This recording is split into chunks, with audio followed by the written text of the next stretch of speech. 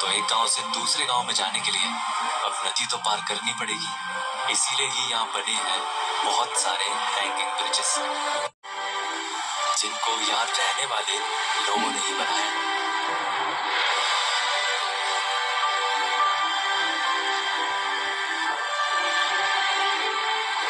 यहाँ पर नदी पे काफी सारे ऐसे इस तरह के हैंगिंग ब्रिज बने हुए हैं और ये ऐसे मैं कोई हिला नहीं रहा हूँ, ये अपने आप हिल रहा है, कुछ ही हवा से हिल रहा है और कुछ अगर बस आप चलोगे जैसे नॉर्मली आप चलना शुरू करोगे तो ये हिलने लगेगा।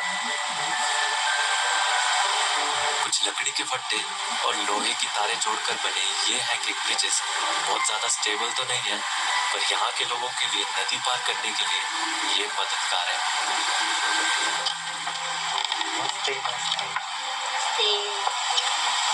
कितने लोग आ सकते हैं ब्रिज पे एक बारी में? कितने? हाँ 15 आ जाते हैं। तो ये एक तरह से जो पहाड़ों में शॉर्टकट होते हैं ना, तो ये शॉर्टकट का काम करते हैं ये हैंगिंग ब्रिजेस।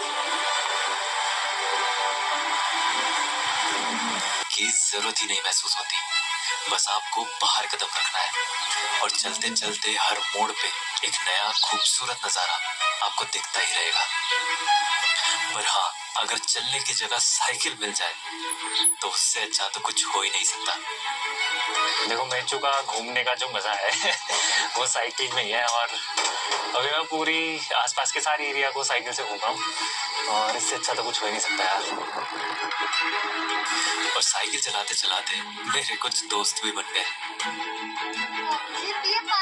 जिनसे मैंने बहुत बातें करी। अब मैं अपने एक्सपीरियंस से बताऊं तो मेचुका बहुत टूरिस्ट फ्रेंडली है और यहाँ के लोग टूरिस्ट को देख के खुश हो जाते हैं, क्योंकि इतना दूर होने की वजह से यहाँ तक ज्यादा लोग नहीं आते।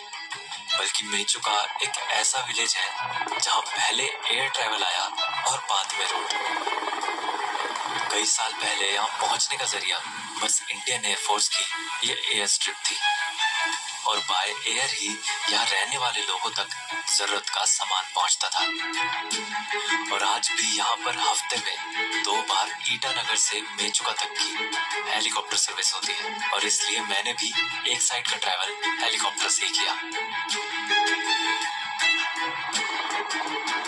और कई सालों तक बिना किसी रोड कनेक्टिविटी के बाद भी ये गांव फलता फूलता रहा, क्योंकि कोई तो है जो इन पहाड़ों के बीच में भी इसकी रक्षा कर रहा है।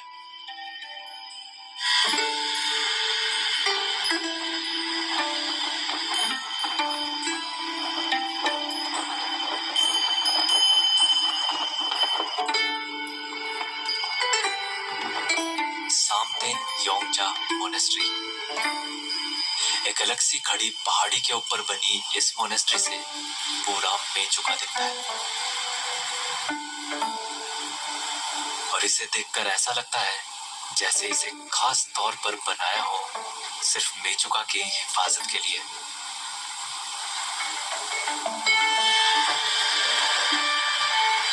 जो इस जगह पर पीस बनाया हुआ है वो यहाँ पहुंचते ही महसूस होता है,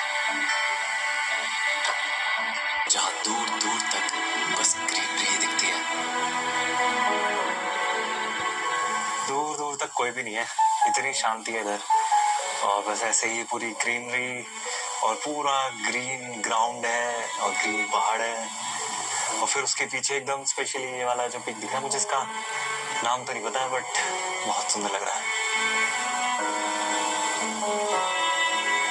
इसी वैली में ही कुछ घर भी बसे हुए हैं, जिनके ये खूबसूरत खेत और नज़ारे ऐसे हैं कि अगर सपनों में कोई जगह देखी होगी तो वो शायद ऐसी होगी।